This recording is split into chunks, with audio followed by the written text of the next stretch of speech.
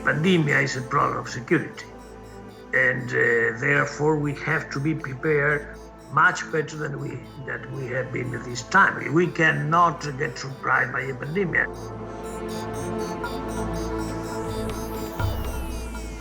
I think there will not be a normal to go back to anymore, because we will have experienced unforeseeable circumstances, unimaginable for any of us just 1 year ago.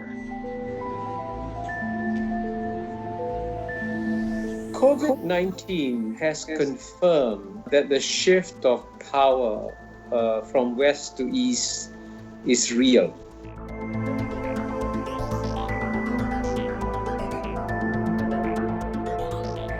And in many ways, the pandemic is the symbol, par excellence, of why you can't try to fight transnational threats alone. China has total control over the World Health Organization. COVID has affected and impacted everything. And I think some of the impact will be permanent, but it will play out on the issues and questions that are affecting people's lives and living in the most immediate way. And it will be health and it will be economy.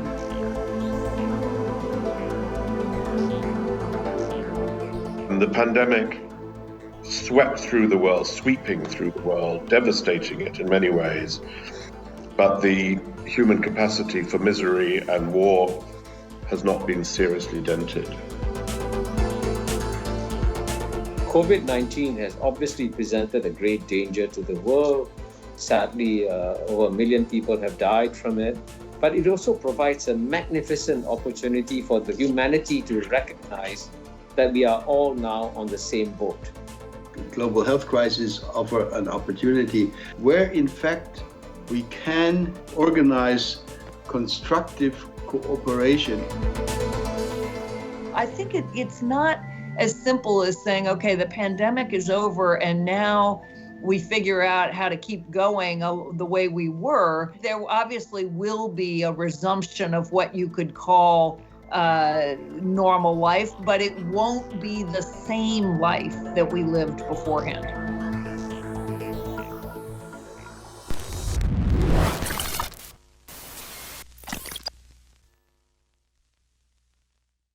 COVID-19 can be characterized as a pandemic.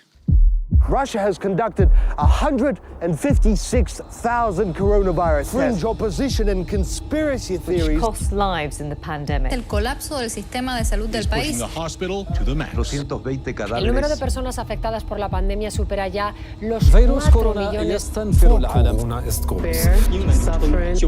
En la salud mental de la población.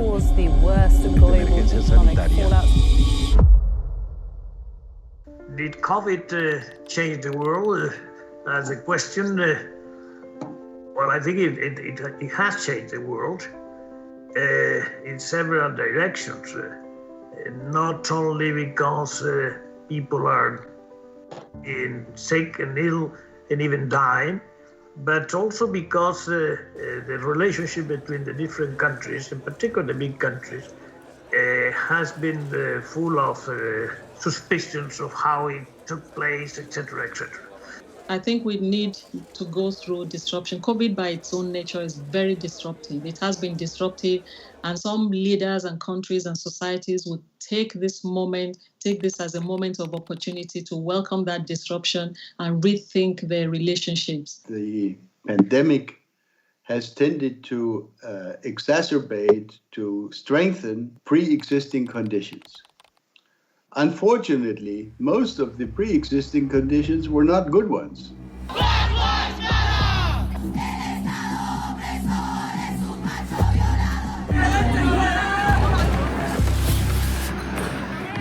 A world order falling apart, of increasing inequality, of restarting great power rivalries, of bloody wars that we, the international community, have been unable to stop.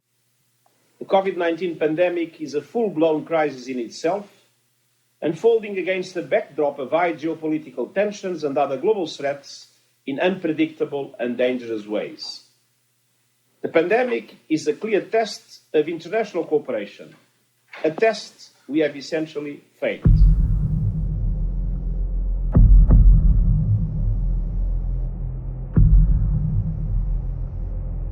But so far, it's been more of an acceleration of that divide, as I said, between two visions of the world order, one which is more focused on multilateralism, on partnership, and the other that is more focused on shutting down borders, protecting oneself from the outside, putting sovereignty and in its most absolutist sense as the highest value to be protected. I think that at the beginning, everybody was very clear on the fact that this would have required more international cooperation, that a global challenge like this one would have forced major powers around the world to cooperate rather than to compete. And then I think that very quickly, already in March, April, we realized that the pandemic was turning into first a narrative power struggle, and then even a competition on being it the vaccine or the health equipments, and it became part of the global power struggle to assess or to affirm your own dominance or predominance over others. What COVID-19 has demonstrated, and what many other aspects of globalization have demonstrated, is that the 7.8 billion people no longer live in 193 separate boats. The 7.8 billion people live in 193 separate cabins on the same boat. But the problem with our global boat is that you have captains and crews taking care of each cabin, and no captain or crew taking care of the global boat as a whole. Even though we can't meet face to face, I'm happy to be here virtually to address the more difficult issues. Naturally, one would think when there's a pandemic which crosses boundaries that it would be an impetus for countries to come together, to work together, both to coordinate their approaches, to share information, to share any therapeutics, treatments, and to share the vaccine, and also to spread whatever economic hardships there were. And in many ways, the pandemic is the symbol, par excellence, of why you can't try to fight transnational threats alone. We need to prepare for these epidemics the same way that we prepare for war. It includes simulations, so-called germ games, and other preparedness exercises so we can understand better how disease will spread, how people will respond, and how to deal with the overloaded highways and communication systems. We can be quite prepared for a lethal epidemic within the next 10 years. Bill Gates spoke about the risks of a global pandemic, but you know what? No one listened. I mean, everybody listened, but no one took any action, which is really a terrible conclusion.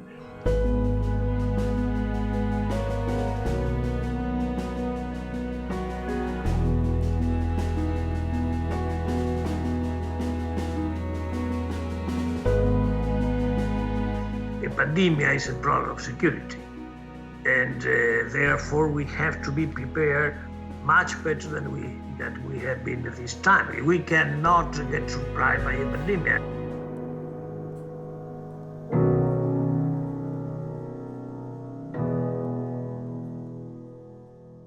This is the first event that happens not only globally at the same time with similar consequences across the world, but in such level of interconnectedness between the different actors in the world that has truly made it a global phenomenon. After several months under lockdown, short of restrictions, vaccination programs are now underway thanks to an unprecedented research effort and a faster than ever development. I think that we are better than what we were at the beginning of the pandemic. We have a vaccine, number one. Number two, from the political point of view, we don't have Trump in politics. The world is now suffering as a result of the malfeasance of the Chinese government. China's cover-up of the Wuhan virus allowed the disease to spread all over the world. instigating a global pandemic that has cost more than 100,000 American lives and over 1 million lives worldwide.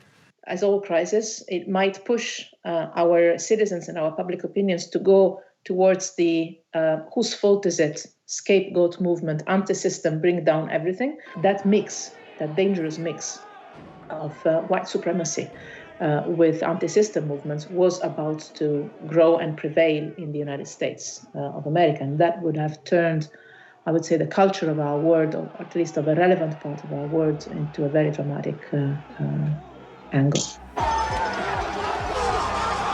Together, we shall write an American story of hope, not fear, of unity, not division, of light, not darkness, a story of decency and dignity, love and healing, greatness and goodness. May this be the story that guides us.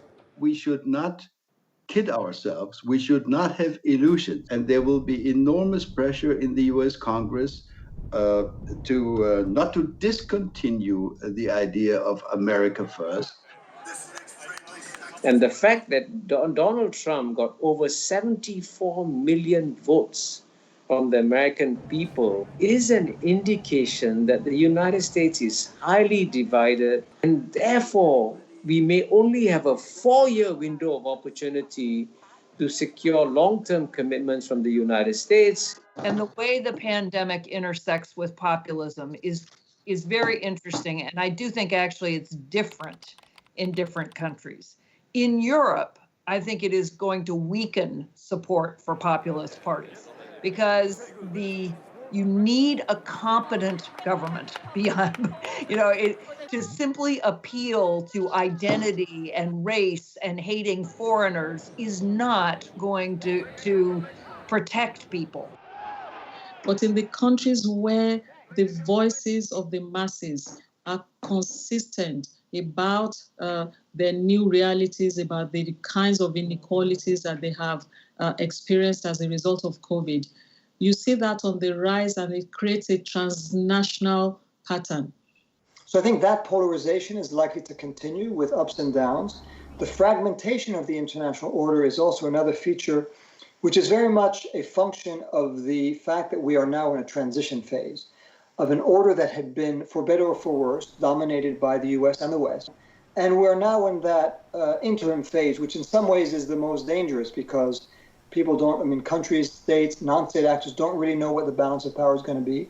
They can't rely on the predictability or the protection that was afforded to them by certain powers.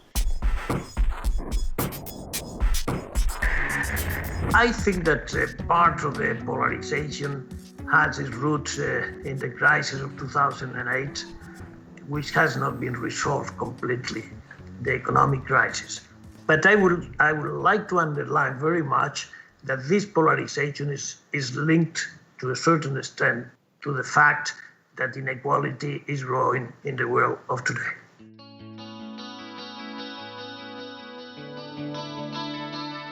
Despite the commonly held idea that a pandemic affects everyone, regardless of their condition, its impact depends very much on socioeconomic factors, such as the ability to work from home, sector of employment, access to basic services, and place of origin. A pandemic knows no borders, but its impact does. According to the IMF, the number of people in extreme poverty has risen for the first time in 20 years, and income inequality in developing countries is reversing the gains made since the financial crisis. A core lesson that people have to learn from what's happened across Europe, across the Western Europe, and across the United States is to rethink wealth distribution. The benefits of the recovery are not more equitably spread out. We're going to go into a much darker period yet. And these forces of populism and nativism and xenophobia, which we may condemn, but if we don't try to understand where they're coming from and how all this happened, then we're just going to replicate it and when it comes back, it's going to come back with even greater intensity. I think when we look at the economic consequences of the pandemic, you see several very important changes. And all of them could maybe fall under the heading of re-globalization. In other words, globalizing in a very different and much more careful way. Globalization is not something that happens because of a certain policy by governments. Globalization is a necessity for companies that are trying to be effective. In other words, I don't think that globalization will disappear. I do believe that maybe some reduction of globalization with respect to certain important products such as pharmaceutical products, for example.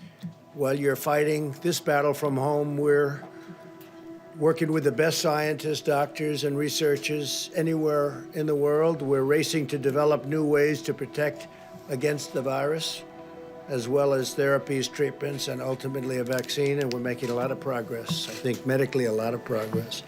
Why don't we start with COVID and the politics of vaccines, for example? We can begin to watch this place and see who gets these vaccines first, who pays for them, who's able to get it. Within every society, that is still a dialogue to be had, all right? Across societies, what do so-called developing nations have to do to get, their people vaccinated, if it comes to it? This is the theater that is going to reveal those inequalities a lot across societies and within society.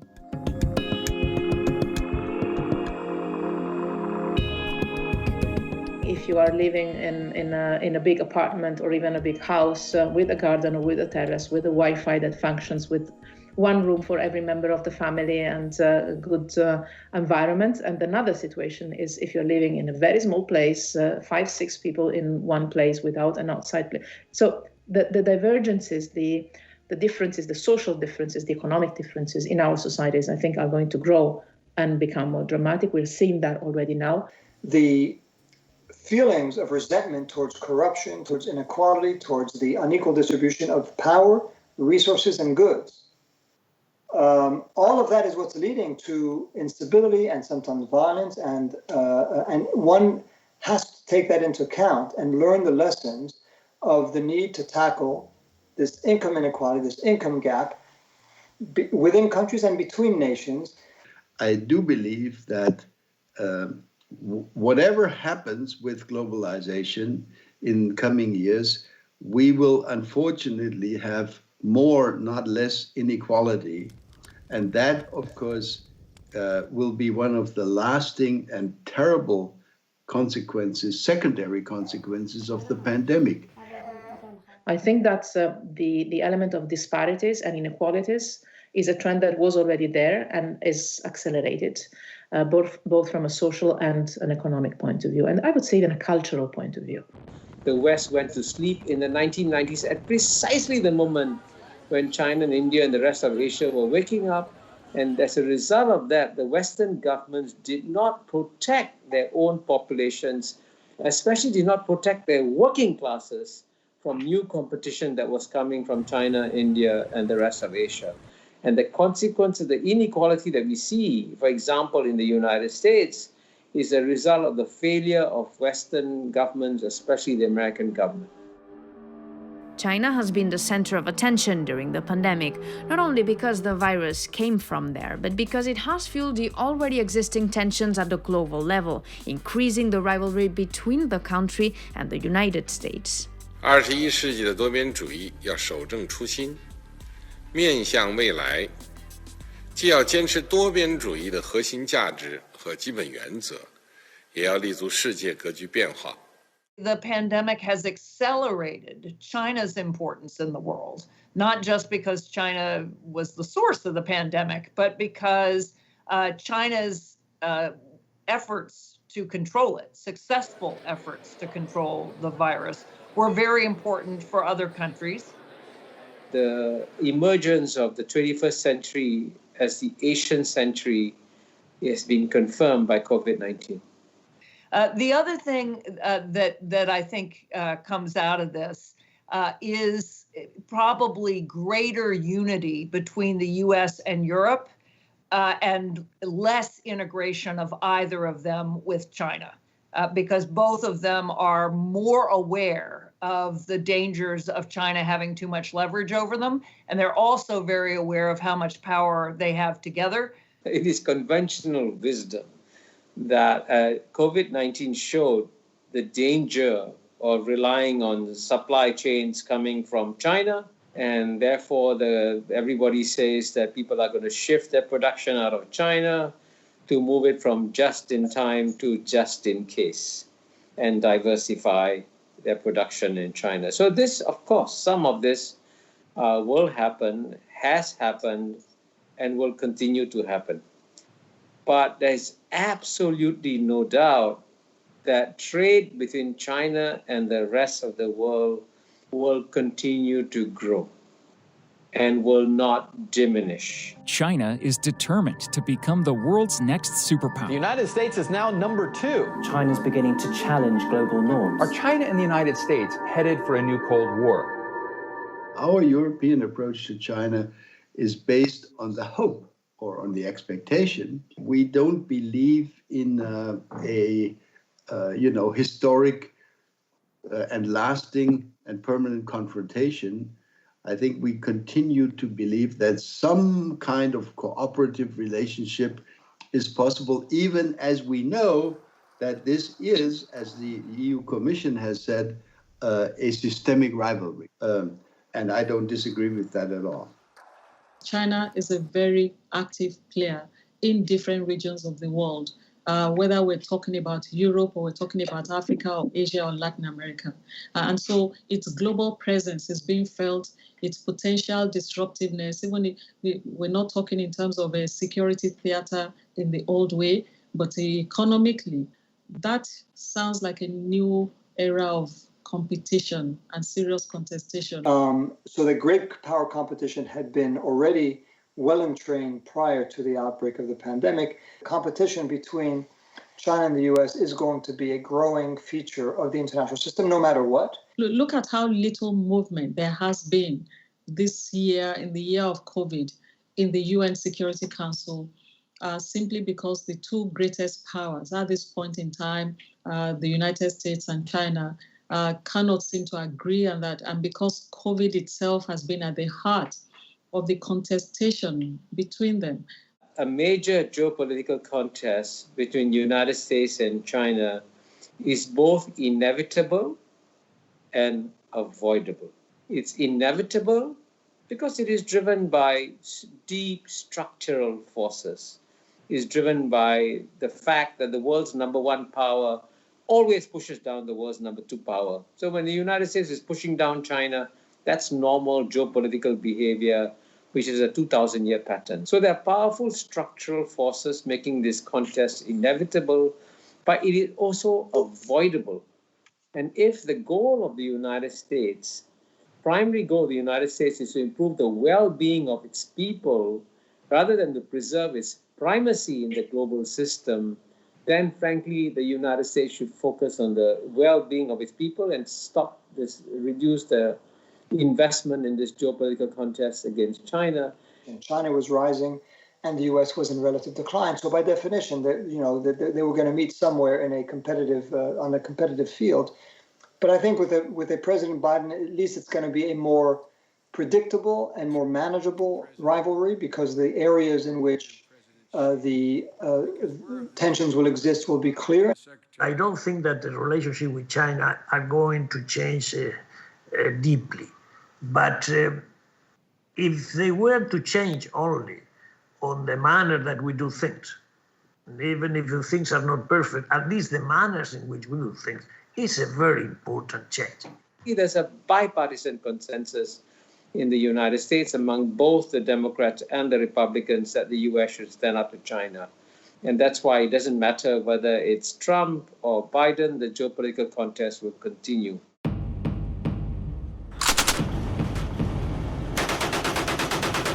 And so will the ongoing armed conflicts all over the world. The pandemic hasn't stopped the wars in Syria or Yemen, nor the terrorist attacks in West Africa or the Middle East. The secondary effects of the pandemic is likely to create failing states in Africa, is likely to produce more, not less, radicalization in poor countries, that there will be more hunger, more disease, and that will create more uncertainties and volatilities for international security in coming years and maybe even decades. I think if you look at 8 to 9 months out, what is quite striking is how little, so far, the pandemic has affected conflict dynamics. There's some caveats, there's some exceptions, but for the most part, the conflicts that we were following in Syria, and Libya, and Yemen, in Venezuela, in Afghanistan, it's not at all clear that COVID-19 has had a positive or negative impact. We had at the beginning of the pandemic, and the SG's call for the global ceasefire, to me, was perfectly timed to ride that wave. Today, I am calling for an immediate global ceasefire in all corners of the world. It is time to put armed conflict on lockdown and focus together on the true fight of our lives. And it was, it was extremely well received, especially in Yemen. We should not have imagined, and I'm sure, by the way, the Secretary General himself doesn't work like this, that would necessarily lead to a great new world order as a result of it. I think perhaps what we might learn from that lesson is not to overstate, not to elevate the expectations from a moment too much.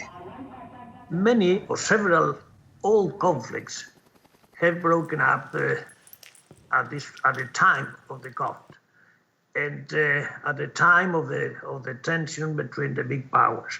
Attention has been distracted because of COVID-19, so there's more effort that leaders around the world are spending, devoting to fighting the pandemic and dealing with the economic consequences of the pandemic within their borders.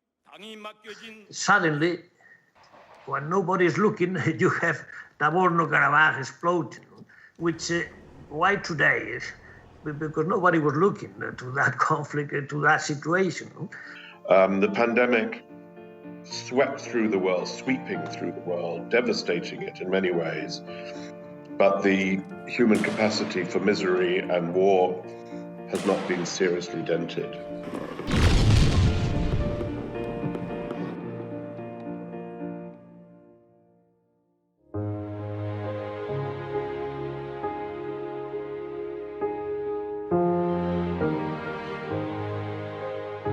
What about the battle against climate change? Before the eruption of the coronavirus, climate had finally become one of the most important priorities of world leaders. Will the pandemic stop the global consensus for fighting the climate emergency or give it new impetus?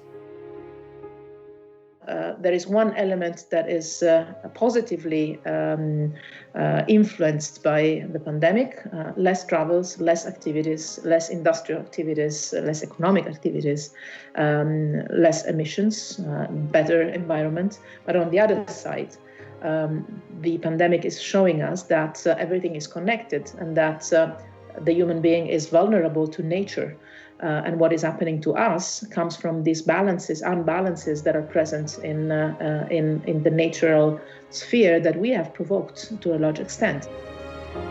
And global warming is happening today, not just because of the new flows of greenhouse gas emissions coming from China, India, and the newly developing countries, but global warming is also a result of the stock of greenhouse gas emissions that the Western countries have put in the atmosphere, since the Industrial Revolution.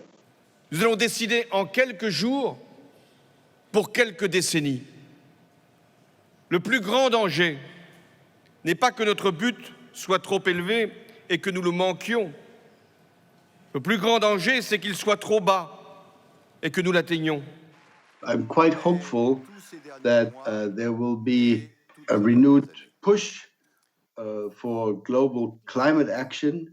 I think that is seen as the most pressing and most important long-term challenge to our well-being and security. I'm going to sign, and that's what I'm going to do while you're all here, is the commitment I made that we're going to rejoin the Paris Climate Accord as of today. We enter from the climate change point of view in a moment of a certain hope. This is a type of cooperation that can be done easily between the United States and China. Global warming is a serious challenge. No one country can solve it alone. And frankly, the US and China should come together to fight bigger challenges like global warming in the long term, and frankly, even COVID-19 in the short term. There were a series of transnational problems that were aggravated. You could mention certainly climate change, inequality, populism, and disaffection, discontent vis-a-vis politics and institutions. And these trends were certainly part of the story before the pandemic. The big question to me is what world will emerge after the pandemic, and precisely at the time when the pandemic as a health condition is brought under control. And here there are a series of interesting developments that one could also put forward, and promising developments for cooperation dynamics.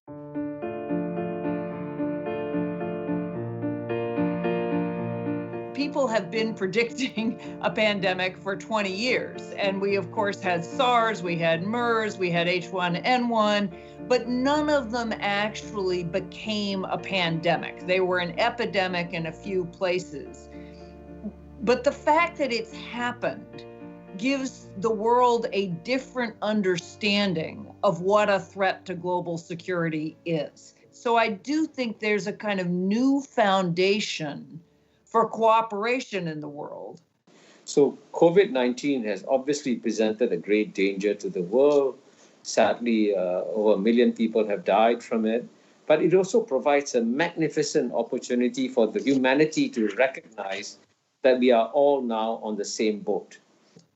Global health offers itself as one area where, in fact, we can organize constructive cooperation, including with countries with which we have huge problems in other areas at the time.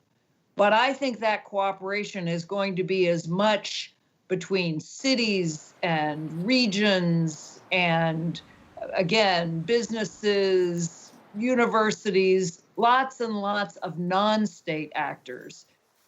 If countries that are being affected by the economic impact of COVID-19 in Africa and Asia and Latin America, in the Middle East, if they collapse, you could have outbreaks you could have outflows of refugees, you could have state collapse, you could have instability, you could have violence, you could have terrorism, all of which will affect the entirety of the globe. So again, there's an argument for more cooperation on the economic front to prevent those state and societal collapses. Certainly, people, a new generation that came of age, the shared population, transnational organizing amongst populations of the world across different states and societies, and the way that it shapes itself with technology in particular. And those things are so powerful.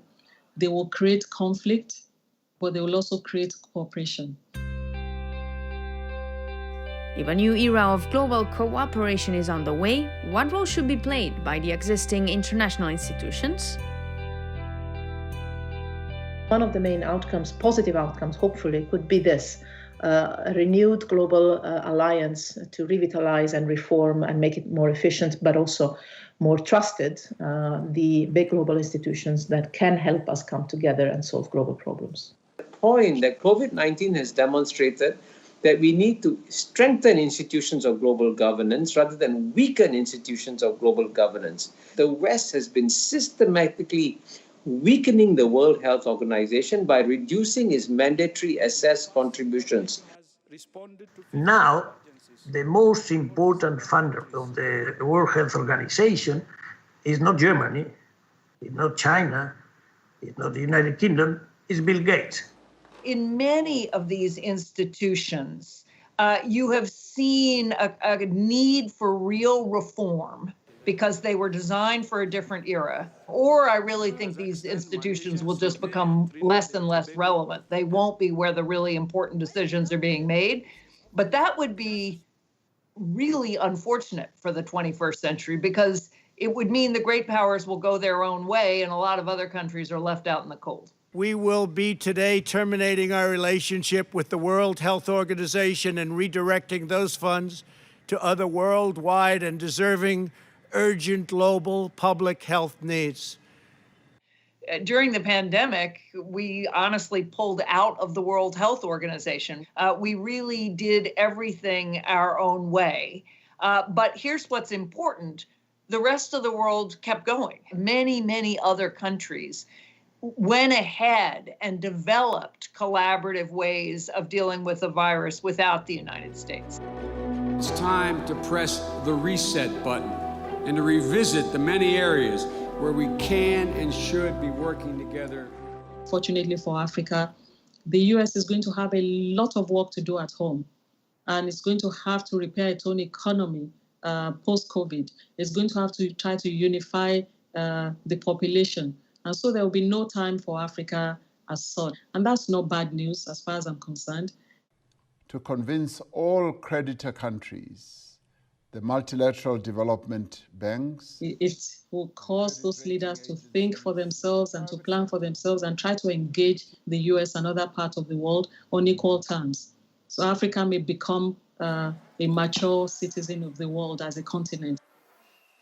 By the middle of the decade, there's absolutely no question that if you're looking for the place in the world which is most dynamic in terms of economic growth and where the young populations are the most optimistic populations in the world, you have to come to East Asia. If the West was wise, it would try to give China greater responsibility, greater authority in many of the existing institutions, because then China will be buying into institutions created by the West. I'm rather pessimistic regarding reforming the existing international institutions. The only area where I think there is room for reform and continuing search for better ways to move forward is in our own European Union. I am one of those that thinks that the European Union has a big role to play in many issues and many files globally. Being in a European Union for us has an added value because we know we can count on a safety net of other countries of the Union coming in case we need more or we need at a different time than then. The EU is still a regional organization. It is a regional organization that is in between an international organization and an actual state. It's a hybrid, but you could well say, and I have said, that that hybrid is the way in which many small states are going to be able to work together on the world stage.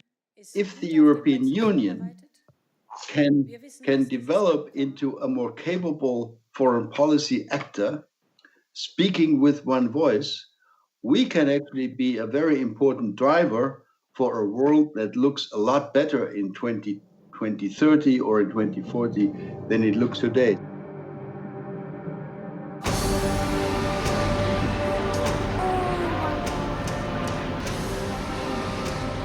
When Notre Dame was demolished as a consequence of the fire, there was strong debate about whether we should reconceptualize Notre Dame when rebuilding it or go back to the origins and rebuild Notre Dame in the exact same way as it was before the fire. And that was a political choice to be made. At the end, those who were studying the proposals that arrived for the reconstruction decided to rebuild Notre Dame in the same image as it was before the fire. But after the pandemic, this choice doesn't necessarily need to be made. One can try to make the world better by building it on new foundations. The big question is what form does this bouncing back movement adopt?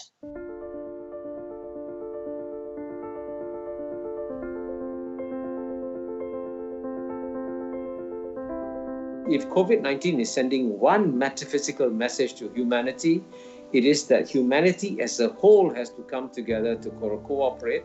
And if you try to rebuild global cooperation from the start, you would fail. I think what's needed now is to invent a new form of internationalism, of international solidarity among governments, but also non-government organizations and citizen action towards, as I say, a new form of solidarity. So I do think there obviously will be a resumption of what you could call normal life, but it won't be the same life that we lived beforehand.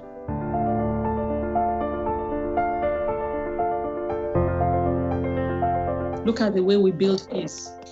We use the same mechanisms to build peace all the time, and then we go back to the same places to make peace over and over again because we have only one template on the table. It cannot be. If you're going to rebuild, and as President Biden likes to say, build back better, the better means more equitably, more inclusively, and more mindful of the downside of globalization, as it's been called.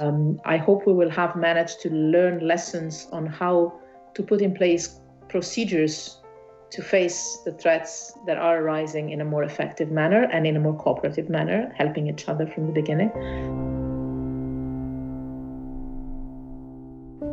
You have to believe in the capacity of governments and institutions to deal with the problems of today and certainly of tomorrow. So I think that we should not forget that for the last 50 or 60 years, and there important books have been written about this, the world has actually made enormous progress. That new future is going to be a new generation. It's not just a new generation that is voting today. It is a new generation of decision makers tomorrow.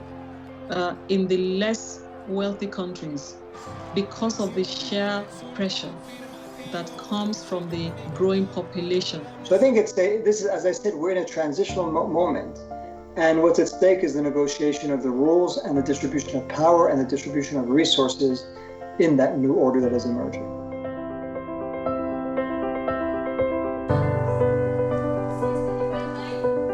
The world really will be moving in a direction in which, because of technology, and in spite of their leaders, you find ordinary people aligning around, new strong ideas that embody, and this is the case with very young people, that embody some kind of equal justice that has a global pattern to it, not just within a particular nation state.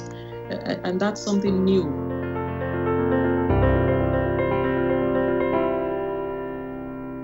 This pandemic is the equivalent of World War II in my parents' lifetime.